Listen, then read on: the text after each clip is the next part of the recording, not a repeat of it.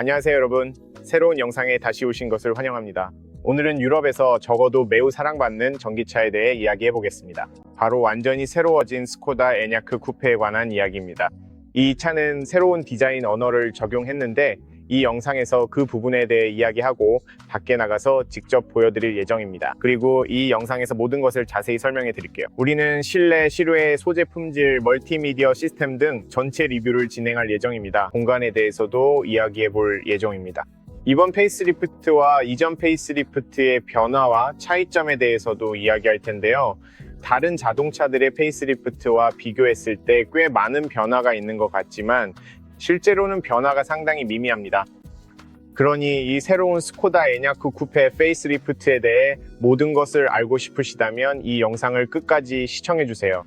또한 클래식하고 쿠페 스타일이 아닌 버전도 아마 별도의 영상으로 다룰 예정이니 그 영상도 꼭 확인해주세요. 그 모델이 공간 면에서는 조금 더 넓습니다. 하지만 제 개인적인 관점에서는 이 모델이 더 나은 선택이라고 생각합니다. 공기역학적으로 더 우수하기 때문이죠. 그리고 외관도 훨씬 더 멋져 보입니다. 하지만 더 실용적이고 넓은 공간을 원하신다면 클래식 버전이 더 합리적일 것 같습니다. 가격도 더 저렴하게 시작하니까요. 그 점이 꽤 괜찮습니다. 즉, 더 넓은 공간을 얻으면서도 차량 가격은 더 저렴하니 꽤 흥미로운 선택지라고 할 수 있겠죠.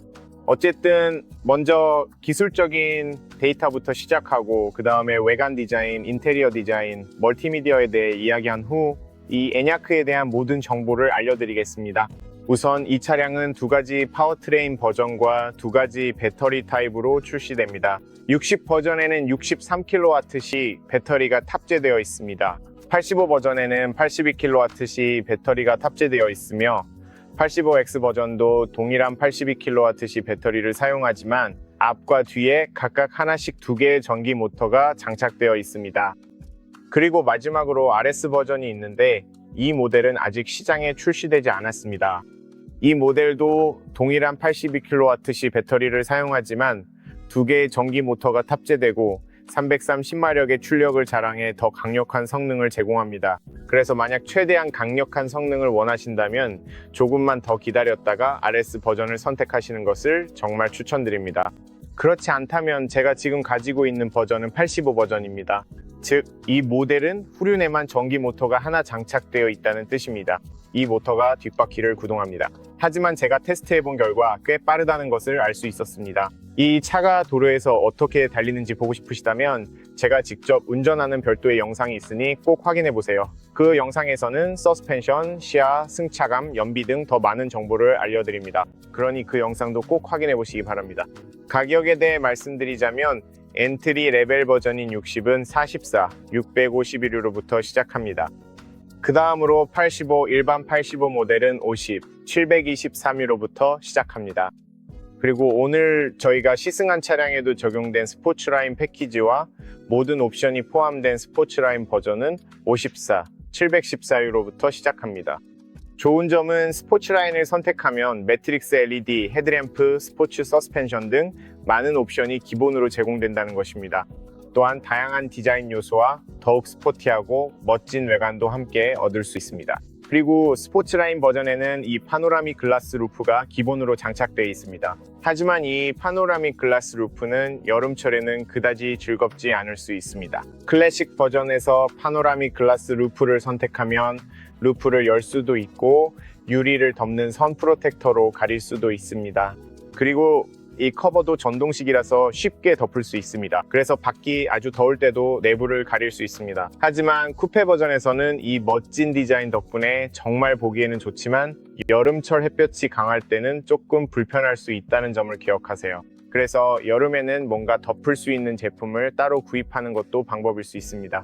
하지만 외관은 정말 아름답습니다.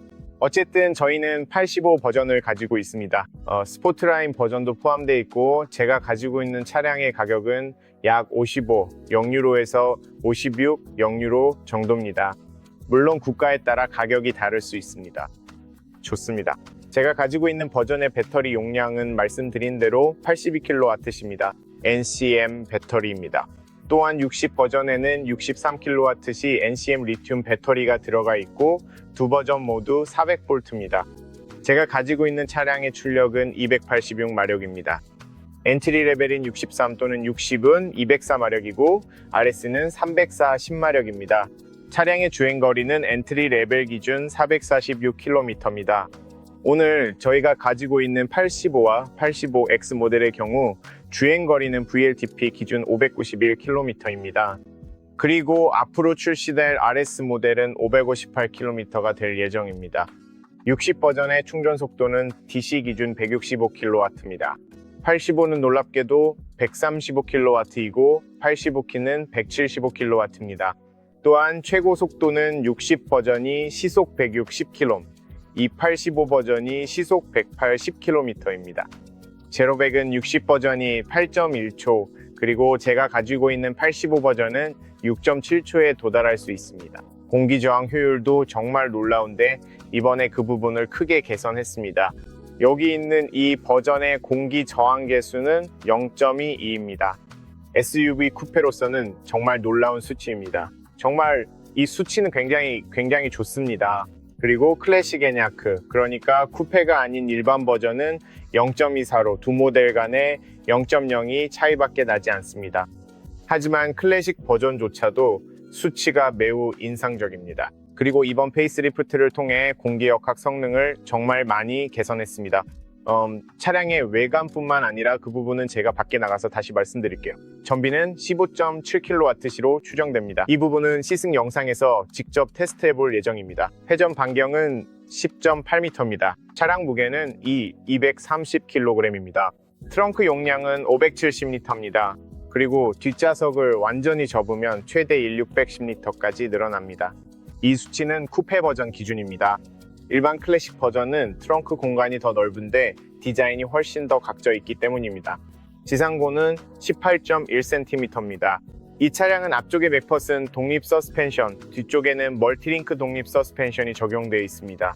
제가 시승한 이 버전에는 DCC 어댑티브 서스펜션이 없지만 원하신다면 옵션으로 추가하실 수 있습니다. 옵션 패키지로 추가하실 수 있습니다. 패키지는 두 가지가 있습니다. 국가에 따라 패키지가 다를 수 있지만 매트릭스 헤드램프와 여러 옵션이 포함된 패키지를 1749유로에 선택할 수 있습니다. 이 차량에는 그 패키지가 적용되어 있으며 캔톤 스피커와 다양한 옵션이 포함되어 있습니다. 하지만 최상위 패키지도 선택하실 수 있는데 이름이 팩사 테크라든지 맥스라든지 그런 식으로 불리며 DCC를 포함해 차량의 모든 옵션이 다 들어 있습니다. 그리고 제가 알기로는 또 뭐가 있더래요. 정확히는 기억이 안 나지만 DCC, 즉 어댑티브 셰시 컨트롤도 그 패키지의 추가 옵션으로 포함되어 있습니다. 저는 정말 이 옵션을 추천드리고 싶은데 스코다와 폭스바겐 그룹의 DCC는 정말 놀라운 기능이라고 생각합니다. 이것은 최근 몇 년간 서스펜션 분야에서 나온 가장 큰 발명 중 하나입니다. 여기 있는 이 스포츠라인 버전은 스포츠 서스펜션이 적용되어 있습니다. 만약 클래식, 즉 일반 모델을 선택하신다면 일반 서스펜션이 적용되어 있어서 조금 더 편안합니다. 이 스포츠라인 모델은 세팅이 조금 더 단단하게 되어 있습니다. 완전히 단단한 건 아니지만 좀 더 스포티하고 코너에서 자세가 더 잘 잡힙니다. 하지만 일반 클래식 모델은 약간 더 편안하긴 하지만 엄청나게 큰 차이는 아닙니다. 하지만 DCC를 선택하면 정말 극단적입니다.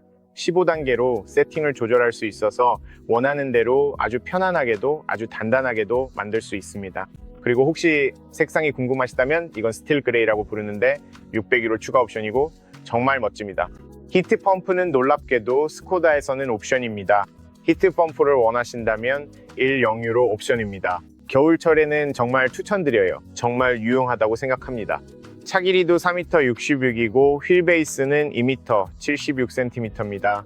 길이 면에서는 이전 버전과 거의 비슷하거나 사실상 동일합니다. 차이가 있다면 1mm 정도에 불과합니다. 그리고 이 차는 폭스바겐, 이 다른 차에도 사용하는 동일한 MIB 플랫폼 위에 만들어졌고 이 플랫폼은 최근 몇 년간 많이 개선되어 아주 좋은 플랫폼입니다. 어쨌든 이제 밖으로 나가서 디자인에 대해 조금 이야기해 보겠습니다. 이게 바로 키인데 아마 이전 버전이나 다른 모델 그리고 폭스바겐 그룹의 다른 차에서도 본 적이 있을 거예요.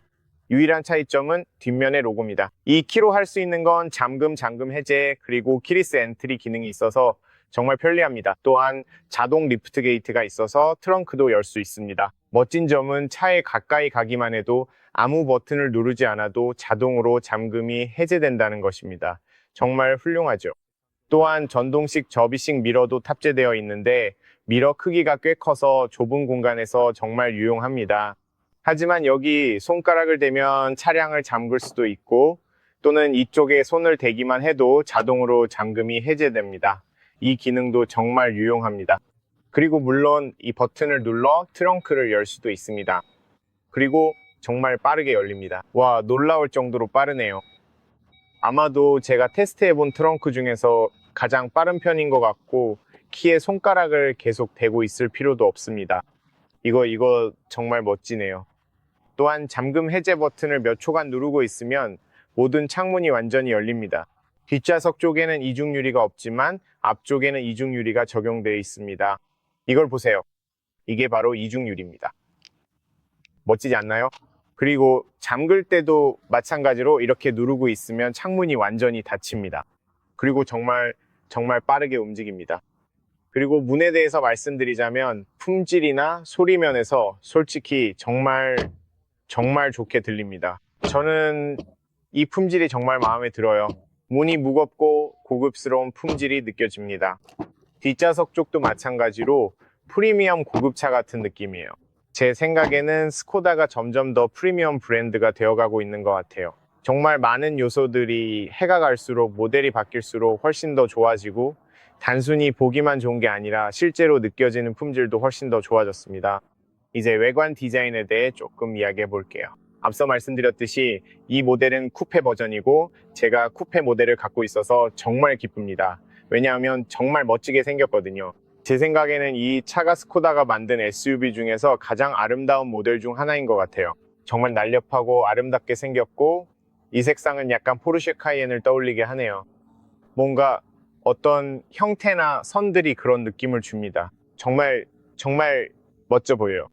정말 마음에 들어요. 외관 디자인 면에서 이 차를 타고 거리를 달릴 때 정말 기쁩니다. 정말로 날렵하고 멋지며 현대적이고 이전 버전보다 훨씬 더 아름답게 보입니다. 이전 버전을 기억하신다면 앞쪽에 큰 그릴이 있었고 다소 클래식한 느낌이었죠.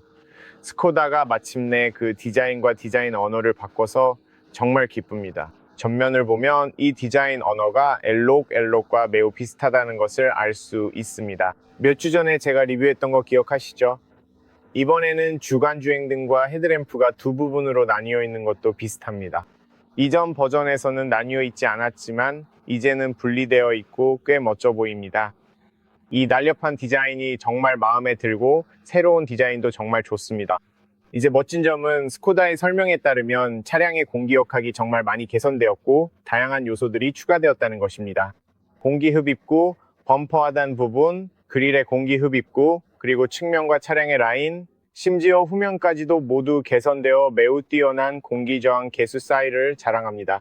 차량의 날렵한 전면부가 정말 잘 드러납니다. 이 각도에서 보면 이 앞부분의 곡선 디자인이 얼마나 아름다운지 알 수 있습니다. 그리고 저는 실제로 이 차를 테스트해 봤습니다. 고속도로에서 고속주행을 해봤는데 정말 감탄하지 않을 수 없었습니다. 방음 성능도 확실히 인상적이었고 공기가 차량 주위를 흐르는 방식이나 차량의 효율성도 꽤나 훌륭했습니다. 어쨌든 지금은 여름이라서 아마도 그게 연비 결과가 좋게 나온데 한몫했을 수도 있지만 그래도 만족스러웠습니다. 이 차량이 스포츠라인 버전이라는 점에서 여기 하단 스커트 부분과 이 영역 그리고 사이드 미러캡, 창문 주변의 블랙 포인트 등 모든 블랙 글로시 추가 요소들이 스포츠라인에서 온 것임을 볼 수 있습니다. 전면 범퍼에 이 세련된 디자인도 약간 돌출되어 있고 전면에도 이렇게 글로시 블랙 마감이 적용되어 있습니다. 참고로 이 부분은 밤에 조명이 들어와서 정말 멋지게 보입니다. 아마도 밤에 어떻게 보이는지 보여드리기 위해 사진을 추가해 볼 생각입니다. 여기에도 스포츠라인 버전에서 제공되는 블랙 글로시로 된 스코다 로고가 있습니다. 이 부분이 전방 카메라입니다. 그 외에는 전면부도 다시 한번 매우 세련된 디자인을 보여줍니다. 이번에는 이 부분이 두 개로 나뉘어 있습니다. 이것이 새로운 디자인 언어로 주간 주행등과 방향지시 등이 분리되어 있습니다. 지금은 방향지시 등이 켜져 있지만 평소에는 주간 주행 등이 들어옵니다. 그리고 아래쪽에는 매트릭스 LED 헤드램프와 악천후용 라이트도 이곳에 통합되어 있습니다. 제 생각에는 이쪽 옆에 있는 것 같습니다. 그리고 이게 바로 매트릭스 헤드램프인데 다른 도로 이용자들을 피해서 비추는 기능이 있습니다.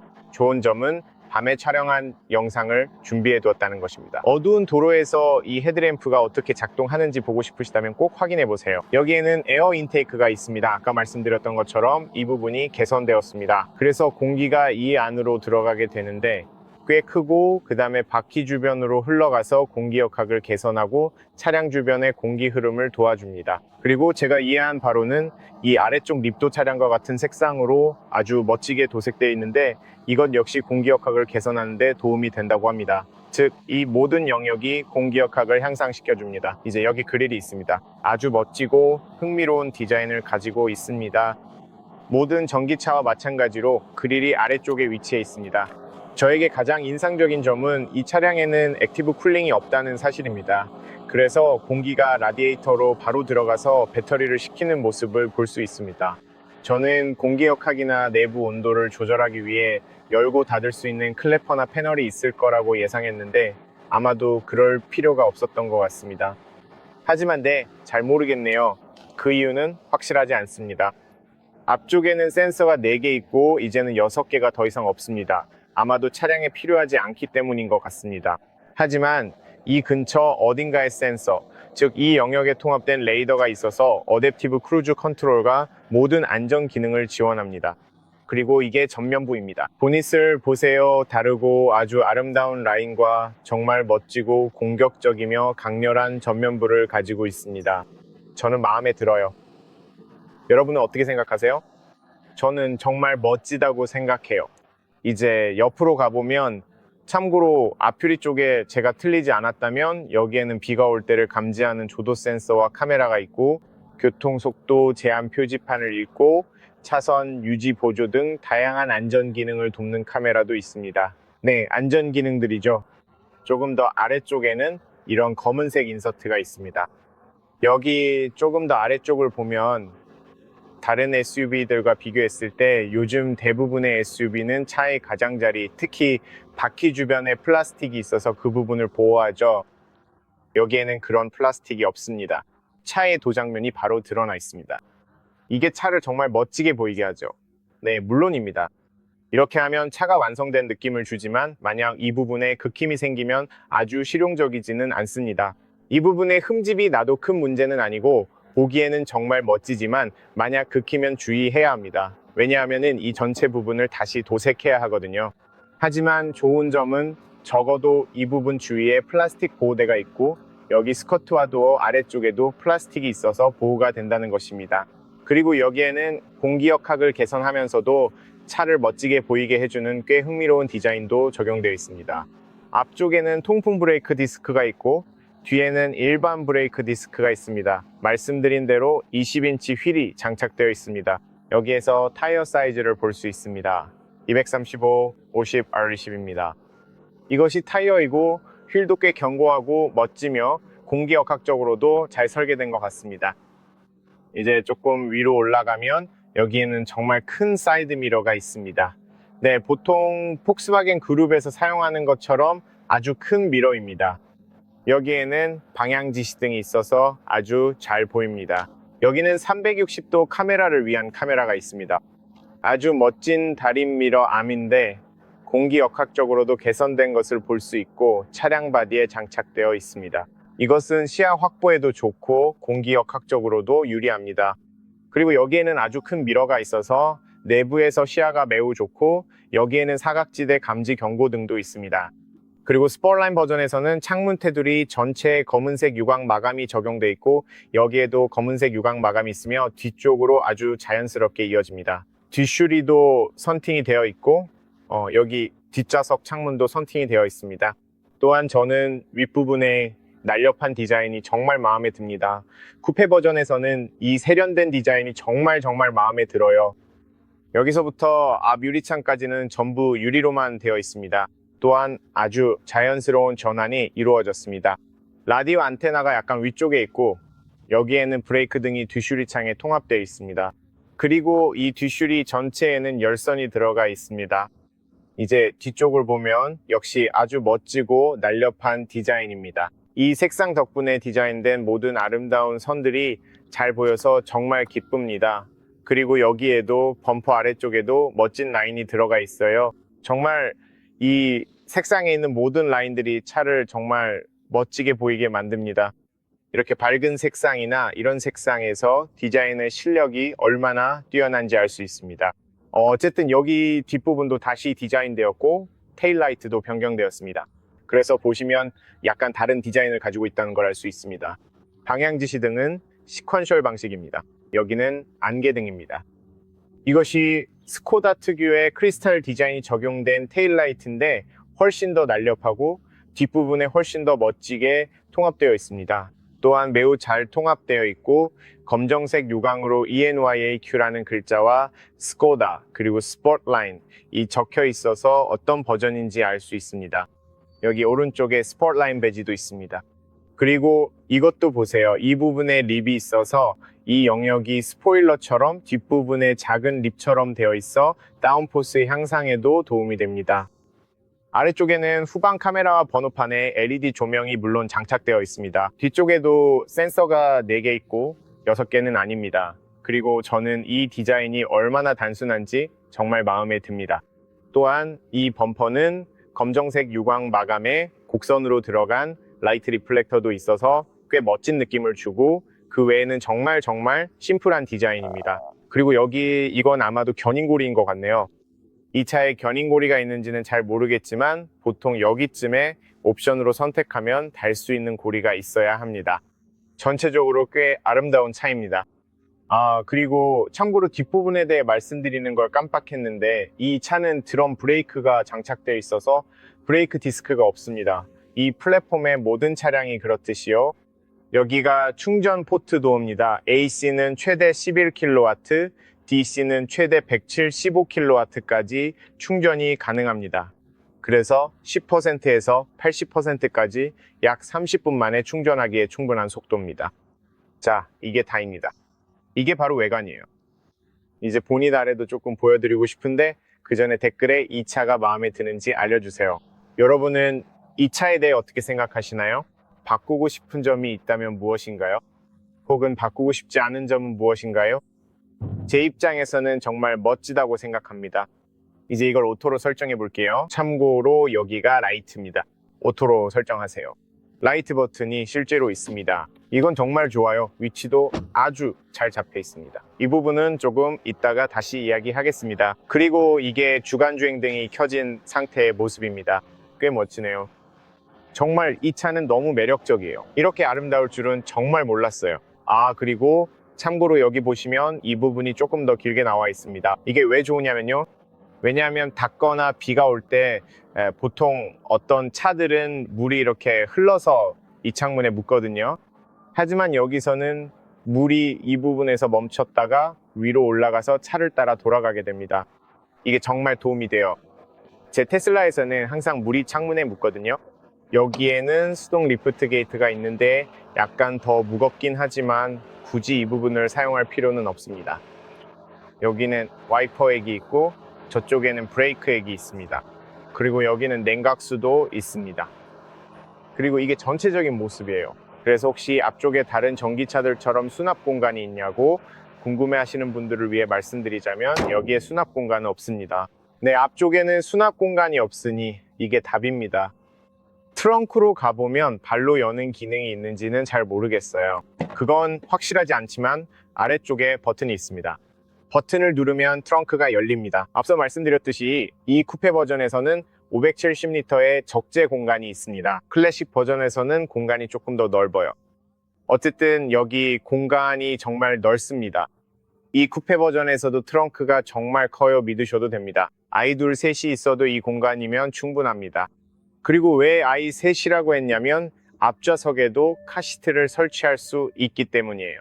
이 앞좌석과 뒷좌석 모두에 설치할 수 있어서 아이 셋이 카시트를 장착한 채로 차 안에 탈 수 있다는 점이 정말 좋습니다. 어쨌든 입구도 정말 넓어요. 트렁크 보호 커버를 일부러 남겨뒀는데 이제 빼보겠습니다. 여기에는 고리도 하나 있습니다. 옆쪽에도 이렇게 고리가 있어서 매우 유용합니다. LED 조명도 있습니다. 여기에도 고리가 있고 다양한 물건을 넣을 수 있는 수납 공간도 있습니다. 또한 튜코다에 정말 유용하고 똑똑한 솔루션도 있고 오른쪽에도 모서리마다 고리가 있습니다. 여기에도 고리가 있네요. 이것은 실내에서 가져온 것입니다. 아마 아실 거예요. 엔터 콘솔에 놓을 수 있습니다. 수납 공간과 고리가 있고 차량에는 12V 포트도 있어서 SUV에서 매우 유용하고 꼭 필요한 기능입니다. 어쨌든 모서리에도 고리가 있습니다. 평평한 바닥은 아닙니다. 그게 포인트입니다. 그래서 플랫 플로어를 기대하지 마세요. 놀랍게도 여기 깊이가 20cm 정도 되는 것 같긴 한데 평평한 바닥을 위한 단차가 있습니다. 그래서 저도 잘 모르겠네요. 여기에 바닥을 놓을 수는 있지만 반대편에는 놓을 곳이 없습니다. 하지만 그 외에는 어느 정도 가능성이 있고 이 바닥 아래에는 아마 궁금하실 텐데 케이블이나 수리 키트 또는 넣고 싶은 다른 물건들을 위한 수납 공간이 있습니다. 그리고 물론 이걸 꺼내서 시트를 접었을 때 어떻게 보이는지 보여드리겠습니다. 이제 이 보호장치 없이 보면 이렇게 생겼습니다. 정말 크죠? 제가 말씀드렸잖아요. 트렁크 입구가 정말 큽니다. 그래서 여기에는 큰 짐도 문제없이 실을 수 있습니다. 시트를 접으려면 여기까지 약간 몸을 뻗어야 접을 수 있습니다. 중간 부분도 접을 수 있고 트렁크가 꽤 길기 때문에 몸을 많이 뻗어야 합니다. 그래서 스키 같은 긴 물건도 실을 수 있고 동시에 2명의 승객도 탈 수 있습니다. 이건 정말 유용하고 편리합니다. 그리고 시트를 접고 싶으면 이 버튼을 누르고 앞으로 밀면 끝입니다. 그리고 시트를 접으면 다시 여기서 볼 수 있듯이 자 갑시다. 여기서 볼 수 있듯이 완전히 평평한 바닥은 아니지만 바닥을 여기에 두면 이쪽으로 이어져서 어느 정도 평평하게 만들 수 있습니다. 하지만 그렇지 않더라도 꽤 넓습니다. 정말 넓어요. 옆에서도 보여드리고 싶어요. 옆문을 열면 이쪽 입구도 꽤 넓습니다. 이렇게 보입니다. 그래서 공간이 충분하다고 할 수 있겠네요. 여기는 품질도 꽤 좋아요. 좌석 아래에는 변속기가 아니요. 변속기 터널이 없습니다. 와, 이거 보세요. 꽤 평평하네요. 이 점이 마음에 들어요. 그래서 기본적으로 가운데에 앉아도 전혀 문제가 없습니다. 또한 저 아래에 짐을 넣을 수도 있어서 그 공간을 아주 효율적으로 활용할 수 있습니다. 그래서 내 쿠페 버전치고는 정말 실용적이라고 할 수 있겠네요. 위쪽에는 LED 조명이 2개 있어서 밤에 정말 좋고 저쪽에도 하나 더 있습니다. 그래서 밤에는 조명이 아주 잘 들어오고 물론 위쪽에 버튼도 있어서 트렁크를 닫을 수 있습니다. 이제 안으로 들어가 볼까요? 아니면 먼저 문부터 살펴보죠. 이게 문 디자인입니다. 여기에는 햇빛이나 프라이버시 보호를 위한 보호막도 통합되어 있는데 보기에도 좋고 아주 유용합니다. 문 디자인이 정말 아름답고 이 카본 파이버 인서트가 특히 마음에 듭니다. 그리고 앰비언트 라이트도 있습니다. 밤에는 정말 멋지게 보입니다. 밤의 영상을 따로 찍어서 보여드릴게요. 꼭 확인해 보세요. 여기에는 스피커가 있습니다. 이건 핑거 핸들인데 디자인이 정말 멋집니다. 그리고 여기에도 스피커가 있고 아래쪽에도 스피커가 있습니다. 수납 공간도 문 쪽에 꽤 넉넉하게 마련되어 있어서 아주 큰 공간이 있습니다. 그리고 이 모든 부분이 가죽으로 마감된 점이 마음에 듭니다. 여기 전체가 인조 합성 가죽으로 되어 있는데 꼭 필요한 부분에 정확히 적용되어 있습니다. 차량의 입구도 넓습니다. 이 점이 마음에 듭니다. 정말 넓은 입구입니다. 여기서 보면 파노라믹 글라스 루프가 좀 더 잘 보이는데 정말 멋집니다. 이것은 스포츠라인 버전에는 기본으로 제공됩니다. 정말 멋지게 보입니다. 아쉬운 점은 덮개가 없다는 건데 애프터마켓에서 덮개를 구입할 수 있으니 그걸로 해결할 수 있습니다. 하지만 그 외에는 정말 예쁩니다. 그리고 제가 정말 마음에 드는 부분이 있습니다. 여기에는 안전벨트를 고정해 둘 수 있는 공간이 있어서 좌석을 올렸다 내렸다 할 때마다 안전벨트를 따로 잡고 있을 필요가 없습니다. 또한 이 부드러운 소재와 부드러운 가죽이 항상 뒤쪽 고무와 천장 가까이에 적용되어 있다는 점이 정말 마음에 듭니다. 정말 훌륭하죠. 뒷좌석 승객들의 편안함도 정말 뛰어날 것입니다. 구성도 아주 좋습니다. 좌석 구성도 몇 가지가 있는데 대부분 친환경적입니다. 이 차량은 많은 친환경 및 재활용 소재를 사용하고 있어서 정말 좋고, 여기에는 인조 가죽과 중앙에 알칸타라 소재가 들어가 있는데 약간의 펀칭 처리가 되어 있어서 여름철에 땀이 덜 차게 도와주고 보기에도 좋습니다. 이것들은 어린이용으로 구성되어 있습니다. 뒷좌석에는 어린이용 카시트를 2개 설치할 수 있고 이 팔걸이도 있어서 매우 유용합니다. 컵홀더 2개를 놓을 수도 있고 팔을 편하게 올려둘 수도 있습니다. 앞좌석 뒤쪽에도 이런 가죽이 사용되어 있는데 어디를 만져도 부드럽습니다. 이 점이 마음에 듭니다. 여기에도 수납 공간이 있습니다. 여기에 거슬리는 플라스틱이 없는 점이 정말 좋습니다. 훨씬 더 고급스러워 보입니다. 그리고 이 가운데 좌석이 꽤 평평해서 세 번째 사람도 앉을 수 있다는 점이 마음에 듭니다. 지금 바로 보여드릴게요. 안으로 들어가 보겠습니다. 안에 들어가면 참고로 말씀드리자면 좌석을 조절할 수 없다는 점이 있습니다. 좌석을 뒤로 밀거나 앞으로 당기거나 하는 조절이 불가능합니다. 좌석은 고정되어 있습니다.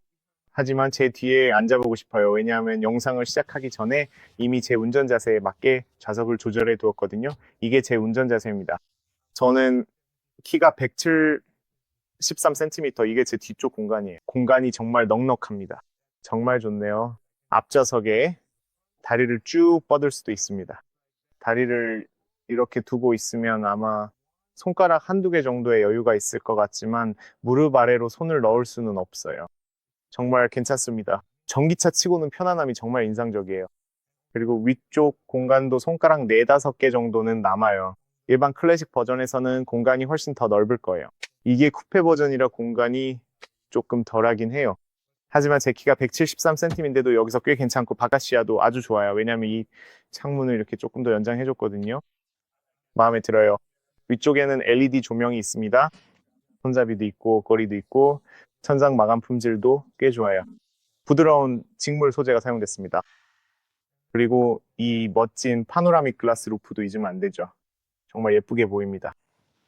이제 여기 가운데에는 송풍구가 있어서 아주 유용합니다. 여기에는 3단계로 조절 가능한 열선 시트가 있고 이쪽에서 조절할 수 있는 공조 시스템도 있습니다. 조금 더 아래에는 USB-C 포트가 2개 있습니다. 요즘 정말 유용하죠. 정말 편리합니다. 이제 제가 가운데로 가고 싶으면 아무 문제 없이 갈 수 있어요. 다리를 거의 모은 상태로도 앉을 수 있어서 다리와 머리 쪽에 공간이 좀 남아 있습니다. 가운데는 약간 더 좁아요. 여기서는 진짜 내 손가락 정도의 공간이 있습니다. 손을 완전히 뻗어서 들어 올리고 오른손도요.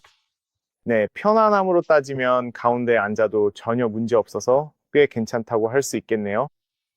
여기에는 불만이 전혀 없습니다. 짧거나 중간거리 여행에는 아무 문제 없어요. 이제 대시보드를 보여드리고 싶은데 더 잘 보실 수 있도록 시동을 켜볼게요. 네, 이렇게 하면 됩니다. 이렇게 보입니다. 최근 몇 년간 사용했던 것과 매우 비슷하고 채널에서 이미 보셨던 새로운 엘록과도 매우 유사합니다. 정말 멋지고 정말 현대적이며 심플하게 보이지만 동시에 매우 실용적으로 만들었습니다.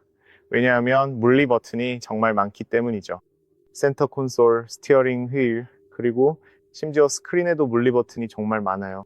스크린에서 사용할 수 있는 기능들은 조작과 변경이 쉽고 전체적으로 선과 디자인도 좋으며 네, 꽤 현대적입니다. 게다가 아주 좋은 소재를 사용했고 모든 것이 정말 잘 만들어진 것처럼 보여요. 저에게는 그게 중요하죠. 그래서 말씀드린 것처럼 최근 몇 년간 스코다는 정말 많이 성장했습니다. 이제 앞쪽을 보면 이중 유리로 된 창문이 있는데 2개의 조각으로 되어 있어요. 하나는 작고 하나는 크지만 거울에서도 시야가 아주 좋습니다. 도어 디자인은 뒷좌석 쪽과 매우 비슷합니다. 여기에도 뒷좌석처럼 모든 곳에 부드러운 소재가 사용되었습니다. 카본 파이버 효과가 멋지게 들어가 있고 앰비언트 라이트, 손잡이, 그리고 여기에는 캔턴 스피커가 있습니다. 사운드도 꽤 좋습니다. 게다가 트렁크를 여는 버튼도 있습니다. 여기 수납 공간도 아주 좋고 앞쪽 수납 공간 안에는 텍스타일 소재가 사용되어 있어서 물건이 움직여도 소리가 나지 않아 정말 좋습니다. 여기에는 라이트 리플렉터가 있고 거울의 전동 조절을 위한 물리 버튼, 열선 미러, 접이식 미러, 그리고 창문과 잠금, 차일드 락 버튼도 있습니다. 입구가 매우 넓고 앞쪽은 이렇게 보입니다. 시트에도 같은 소재가 사용된 것을 볼 수 있고 이 스포츠라인 버전에는 약간 스포티한 시트가 적용되어 있습니다. 측면 지지대와 어깨 지지대도 있습니다. 어깨 지지대가 있다는 점이 정말 마음에 듭니다. 헤드레스트도 멋지고 일체형으로 되어 있으며 측면 지지대도 아주 넓게 뻗어 있습니다. 그리고 측면에는 알칸타라와 친환경 가죽의 조합이 동일하게 적용되어 있습니다. 여기서 전동 시트의 위치를 수동으로 설정할 수 있고 시트의 마사지 기능도 있습니다. 이 버튼을 누르면 마사지 기능을 활성화할 수 있고 여기서도 전동 조절이 가능합니다. 모든 위치를 여기서 조절할 수 있습니다. 페달은 스포츠라인 버전에서 알루미늄 페달이 적용되어 있습니다. 또한 센터 콘솔 아래에도 수납 공간이 있어서 정말 유용하게 사용할 수 있습니다. 정말 마음에 드는 점은 그곳에 정말 많은 물건을 넣을 수 있다는 것입니다. 여기에는 이 공간을 열 수 있는 버튼이 있고 다양한 물건을 여기에 넣을 수도 있습니다. 꽤 괜찮네요. 그리고 여기에는 조명 설정을 위한 물리 버튼이 있어서 켜고 끌 수 있습니다. 여기에는 밤에 멋지게 보이는 앰비언트 라이트가 있고 카본 파이버 효과와 크롬 장식, 그리고 모든 곳에 부드러운 소재가 사용되었습니다. 이것은 가죽, 친환경 가죽으로 시트와 도어에 사용된 것과 같고 이 부분 전체에도 고무 느낌의 부드러운 소재가 적용되어 있습니다. 아무튼 이제 안으로 들어가 보겠습니다. 또한 제가 한 번 더 시동을 걸어 볼 수 있습니다. 여기 시동 버튼이 있지만 사실 이 버튼은 누를 필요도 없습니다. 브레이크를 밟기만 하면 차량이 탑승한 것을 인식해서 시스템이 켜지고 바로 주행할 준비가 됩니다. 창문 주변의 시야가 좋고 미러에서도 시야가 매우 좋습니다. 그리고 A필러도 그렇게 크지 않고 꽤 작아서 이쪽에서도 시야가 좋습니다. 차를 어딘가에 주차할 때 티켓이나 전화번호를 두기에 똑똑한 공간입니다. 여기에도 스피커가 있고 반대편에도 스피커가 있습니다. 그리고 물론 이 훌륭한 헤드업 디스플레이가 있는데 최고의 헤드업 디스플레이 중 하나입니다. 일종의 증강 헤드업 디스플레이라서 운전할 때 바로 여기에서 좌우로 어디로 가야 하는지 방향이 표시됩니다. 정말 멋집니다. 저는 이게 마음에 들어요. 그리고 물론 스티어링 휠은 수동으로 위아래 앞뒤로 아주 쉽게 조절할 수 있습니다. 이 스티어링 휠이 정말 마음에 들어요. 꼭 말씀드리고 싶네요. 그립감이 정말 좋아요. 이 펀칭 처리된 부분이 정말 마음에 들어요. 여기 그리고 여기 그립감이 정말 좋아요. 디자인도 정말 현대적이고 멋집니다. 스포트 레인. 여기에는 스코다 로고가 있습니다. 여기에는 다양한 기능을 위한 물리 버튼도 있습니다. 음성 명령, 스티어링, 휠 열선, 트랙 변경, 볼륨 조절 등이 있죠. 여기와 여기에는 패들이 있어서 이곳에서 회생 제동을 조절할 수 있습니다. 드라이브 모드로 넣어서 보여드릴게요. 여기서 회생 제동 단계를 변경할 수 있습니다. 회생 제동은 3단계가 있습니다. 1단계, 2단계, 3단계죠. 그래서 운전 중에도 여기서 조작해서 브레이크를 밟는 것처럼 감속할 수 있습니다. 예를 들어 D 모드에서 주행 중에 브레이크를 밟고 싶다면 회생 제동 단계를 선택하면 그에 따라 다시 시작됩니다. 또는 B 모드로 전환할 수도 있습니다. D 모드는 차량이 굴러가는 상태이고 B 모드는 원페달 드라이브처럼 작동합니다. 완전한 원페달 드라이브는 아니지만 비슷하게 작동합니다. 회생 제동이 훨씬 강해져 가속 페달로 조절할 수 있습니다. 시승 영상에서 자세히 다룰 예정입니다. 여기 뒤쪽에는 오토파일럿과 모든 안전 기능을 설정할 수 있는 스토크가 있습니다. 여기 오른쪽에는 안전 기능을 위한 버튼들이 있습니다. 이 버튼을 누르면 바로 트래블 어시스트로 진입할 수 있습니다. 예를 들어 트래블 어시스트, 어댑티브 크루즈 컨트롤, 속도 제한기 사이를 전환할 수 있습니다. 저는 트래블 어시스트에 맡기겠습니다. 그리고 디지털 콕핏에서도 몇 가지 정보를 확인할 수 있습니다. 작은 화면이지만 가장 중요한 정보는 바로 앞에서 확인할 수 있습니다. 그래서 꽤 멋지고 정말 유용하다고 생각합니다. 보통은 이 정도면 충분합니다. 좋네요. 위쪽에는 손잡이가 있습니다. 앞서 말씀드린 것처럼 품질도 좋습니다. 또한 LED 조명이 달린 화장 거울도 있는데 꽤 크고 좋습니다. 여기 중앙에는 거울이 있어서 시야 확보가 아주 잘 됩니다. 직접 보시면 알겠지만 아주 깔끔하고 모서리도 얇아서 크기도 작아 전혀 거슬리지 않습니다. 그래서 꽤 좋은 구성을 갖추고 있습니다. 또한 마이크 SOS 버튼, 위쪽에 LED 조명, 그리고 정보 버튼, 서비스 버튼, 조명 등이 있습니다. 아주 간단합니다. 저는 이런 단순함이 마음에 듭니다. 여기 화면의 통합도 매우 훌륭합니다. 위치도 완벽하게 배치되어 있습니다. 지금까지 이 차에서 유일하게 아쉬운 점은 왜 화면을 운전자 쪽으로 기울이지 않고 정면으로 배치했는지 이해가 안 된다는 것입니다. 저는 화면이 운전자 쪽으로 약간 기울어져 있으면 더 잘 보이고 조작도 더 편해서 그런 구성을 선호합니다. 물론 괜찮긴 하지만 개인적으로는 앞으로 이런 부분이 개선되었으면 합니다. 여기에는 카본 파이버가 대시보드에 아주 멋지게 삽입되어 있습니다. 여기에는 송풍구가 있고 수동으로 조절할 수 있습니다. 그리고 이쪽에는 물리 버튼이 많이 배치되어 있습니다. 하나는 비상등 버튼으로 물리적으로 되어 있고 위치도 아주 좋습니다. 그리고 도어 잠금 버튼도 있습니다. 또한 어시스턴트 시스템 버튼도 있어서 차량의 가장 중요한 설정으로 바로 이동할 수 있습니다. 그래서 여기서부터는 차선 유지 보조, 속도 경고, 주의력 모니터링, 졸음 운전 감지, 전방 보조, 어댑티브 크루즈 컨트롤 등 모든 중요한 안전 기능 목록을 볼 수 있습니다. 각각의 기능을 선택해서 원하는 대로 설정할 수 있습니다. 그리고 또 다른 방식으로도 확인할 수 있습니다. 다음 버튼은 다양한 주행 모드를 위한 버튼입니다. 이 버튼을 누르면 에코, 노멀, 스포츠, 인디비주얼 등 몇 가지 주행 모드를 볼 수 있고 좀 더 깊이 들어가면 각 모드도 개별적으로 커스터마이즈 할 수 있습니다. 기본적으로는 인디비주얼 모드만 커스터마이즈 할 수 있습니다. 여기서 조정을 선택하면 주행 다이내믹스, 스티어링, 드라이브 모드 등을 커스터마이즈 할 수 있습니다. 여기 들어가면 스포츠와 노멀, 그리고 드라이브에서는 노멀, 스포츠, 에코 이렇게 두 가지 또는 세 가지 모드를 선택할 수 있습니다.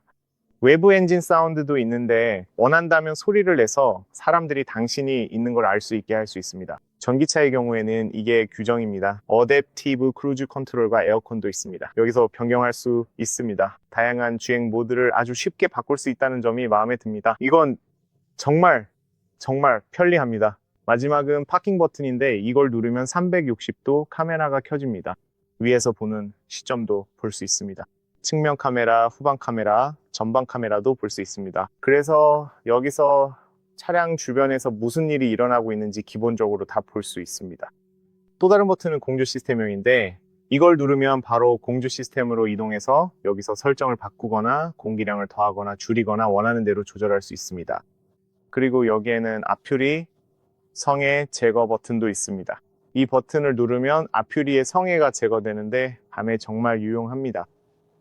그리고 그 외에도 이 주변의 공조 시스템을 위한 다양한 설정들이 있습니다. 여기에는 최대 성해 제거와 후방 성해 제거 버튼도 있어서 아주 좋은 단축키 역할을 합니다. 그리고 이쪽에는 볼륨 조절기도 여전히 남아있고 여기서 멀티미디어 화면을 끌 수도 있습니다. 곧 멀티미디어로 넘어가겠습니다. 아래쪽 설명을 먼저 마치겠습니다. USB-C 포트가 2개 있습니다. 여기서 무선으로 휴대폰을 충전할 수 있는데 정말 편리합니다. 위치도 아주 잘 되어 있고 오른쪽에는 다른 공간과 컵홀더 2개가 있습니다. 여기에는 기어 셀렉터가 있어서 드라이브, B 모드, 후진을 선택할 수 있습니다.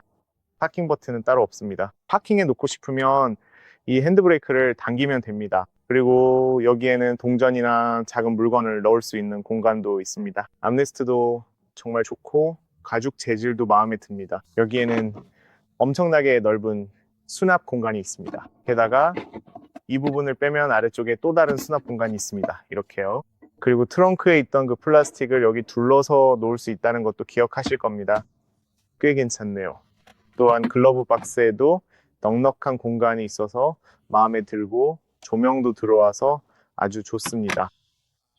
그리고 여기에도 다시 한번 조수석 쪽에 송풍구가 있습니다. 어쨌든 이 화면이 바로 그 스크린인데 정말 크고 마음에 듭니다. 모든 것이 아주 잘 보여서 그 점이 좋네요. 위에서 아래로 슬라이드하면 몇 가지 바로가기가 있는데 다양한 주행 모드와 볼륨 조절 같은 바로가기가 있습니다. 원한다면 다른 바로가기들도 추가할 수 있습니다. 예를 들어 차선 보조 기능을 추가하고 싶으면 완료를 누르기만 하면 바로 추가됩니다. 이런 점이 멋지고 원하는 대로 설정할 수 있습니다. 화면 밝기도 조절할 수 있습니다. 그리고 위쪽에는 몇 가지 바로가기와 정보도 표시됩니다. 헤드업 디스플레이의 경우 헤드업 디스플레이 자체와 그 위치를 어느 정도 커스터마이즈 할 수 있습니다. 차량의 상태는 잠시 후에 다루겠지만 여기에서 데이터와 소비량을 장기, 단기, 시동 이후 등으로 확인할 수 있습니다. 충전 이후의 데이터도 볼 수 있습니다. 또한 위쪽에는 예를 들어 주차와 같은 바로가기도 있습니다. 차선 보조 오토홀드 같은 기능도 바로가기로 제공됩니다. 또한 공기 순환 기능도 있고 여기에서 차량 메뉴도 확인할 수 있습니다. 예를 들어 여기에서 차량 정보를 볼 수 있고 차량 데이터나 충전 데이터로 들어가서 모든 충전 정보를 확인할 수 있습니다. 얼마나 충전할지 선택할 수 있고 위치 최적화도 가능하며 배터리 케어 모드와 같은 더 세부적인 설정도 할 수 있습니다. 이게 무슨 뜻이냐면 차량이 기본적으로 에너지를 보존하려고 하고 최대치까지 충전하지 않는다는 의미입니다. 그리고 제가 말씀드리는 걸 깜빡한 아주 중요한 점이 있는데 이제 이 차량은 양방향 충전이 가능하다는 사실입니다. 즉 차량이 전기를 외부로 보낼 수 있습니다. 그래서 차량에서 집으로 전기를 공급하는 기능이 있어서 정말 유용합니다. 그리고 그 외에는 전형적인 설정들이 있습니다. 아래쪽에는 공조 설정, 열선 시트 홈 버튼이 있습니다. 이 화면이 홈스크린인데 사용자 맞춤 설정도 가능합니다. 그래서 여기 원하는 정보를 자유롭게 추가하거나 변경할 수 있습니다. 이게 두 번째 페이지이고 이게 첫 번째 페이지입니다. 그 다음에는 미디어 메뉴가 있어서 모든 미디어 정보를 확인할 수 있습니다. 전화 정보도 있고 휴대폰을 무선으로 연결할 수 있으며 안드로이드 오토와 애플 카플레이도 지원합니다. 이건 지도인데 솔직히 예전보다 훨씬 더 좋아졌고 반응 속도가 정말 빠른 점이 마음에 듭니다. 주변의 정보, 교통 상황, 도로 등 모든 것을 보여줍니다. 여기서 모든 충전소도 볼 수 있고 빠른 충전소만 검색하거나 아이오니티 같은 특정 충전소만 선택해서 볼 수도 있습니다. 정말 멋진 점은 다양한 옵션이 있다는 것이고 검색 메뉴로 들어가면 관심 지점을 검색할 수도 있고 우리가 원하는 충전소도 검색할 수 있다는 겁니다. 충전소 메뉴에 들어가서 아래로 내리면 주변의 모든 충전소를 한눈에 볼 수 있어서 정말 편리합니다. 그리고 원하는 충전소를 찾으면 그냥 눌러서 충전소에 대한 정보도 확인할 수 있고 계속하기 버튼만 누르면 끝입니다. 안내된 경로로 주행해 주세요. 그리고 로딩 속도도 꽤 빠릅니다. 네, 지도도 꽤 괜찮네요. 그리고 여기에는 애플 카플레이, 안드로이드 오토도 있어서 무선으로 연결할 수 있습니다. 이 부분은 따로 영상을 만들어서 보여드릴 예정이니 꼭 그 영상도 확인해 주세요. 여기에는 차량의 주요 설정도 있습니다. 업데이트, 법적 정보, 서비스, 캠페인, 샵, 그리고 가장 중요한 정보들이 포함된 일반 설정이 있습니다. 날짜와 시간, 언어, 단위, 공장 초기화, 와이파이 연결, 모바일 기기 정보, 그리고 몇 가지 구성 설정도 할 수 있습니다. 또한 뒤로 가면 사운드 설정도 있어서 원하는 대로 사운드와 볼륨 등을 조절하고 변경할 수 있습니다. 그리고 사용자 서비스 예약 파워파스 지도도 있습니다. 이것은 모든 충전소가 된 지도여서 주변의 모든 충전소를 여기서 찾을 수 있어 정말 유용합니다. 그래서 지금 바로 보면 여기서는 오직 이걸 보세요. 주변의 모든 충전소가 표시되고 사용하기도 정말 쉽습니다. 그리고 내비게이션처럼 사용할 수도 있죠, 맞죠? 그래서 다시 안내해 줍니다. 표시된 경로로 운전해 주세요. 내비게이션으로 이동합니다. 그래서 충전소를 보여주고 내비게이션으로 안내해 줍니다. 좋아요. 그럼 또 뭐가 있을까요? 기후 시스템. 로라는 앞으로 챗 GPT 같은 인공지능 음성 어시스턴트로 사용할 예정입니다. 여기 에어컨도 이미 보셨고 이게 다입니다. 전반적으로 제가 모든 것을 보여드린 것 같아요. 거의 모든 걸 보여드린 것 같네요, 여러분. 여기서도 여러 가지를 편집할 수 있지만 지금 이대로도 완벽한 것 같아요. 필요한 모든 정보가 들어있고 불필요하게 너무 많은 정보가 있어서 방해되거나 찾기 힘들지도 않아요. 어쨌든 여러분 오늘 영상은 여기까지입니다. 거의 모든 것을 다 다룬 것 같아요. 혹시 제가 빠뜨린 게 있다면 아래에 댓글로 물어보세요. 기꺼이 답변해 드릴게요. 그리고 제 개인적인 관점에서 보면 최근 몇 년 사이에 스코다는 정말 많이 성장했어요. 소재의 품질, 멀티미디어 시스템, 주행 감각까지 모두요. 이제 폭스바겐 그룹이 이 새로운 플랫폼과 전기차에 적용한 개선 덕분에 전기차 시장에서 정말 큰 경쟁자가 되었다고 생각해요. 그리고 스코다 엘록과 에냐크는 요즘 전기차를 선택할 때 정말 훌륭한 옵션이라고 생각합니다. 정말로 여러분께 시승을 해보시라고 추천드리고 싶어요. 그리고 나서 제가 맞았는지 아닌지 꼭 저에게 알려주세요. 왜냐면 이 차들이 정말 놀랍고 멋진 차들이라고 생각하거든요. 또 하나의 전기 클린 옵션으로 거리를 달릴 수 있습니다. 네, 오늘은 여기까지입니다. 여러분이 이 영상을 즐기셨길 바라며 유용한 정보를 얻으셨길 바랍니다. 유용하셨거나 마음에 드셨다면 좋아요와 공유, 구독을 잊지 마세요. 그게 저에게 정말 큰 도움이 됩니다. 제 영상을 시청해주신 모든 분들께 진심으로 감사드립니다. 항상 안전하시고 다음 영상에서 곧 다시 뵙겠습니다. 안녕히 계세요, 여러분.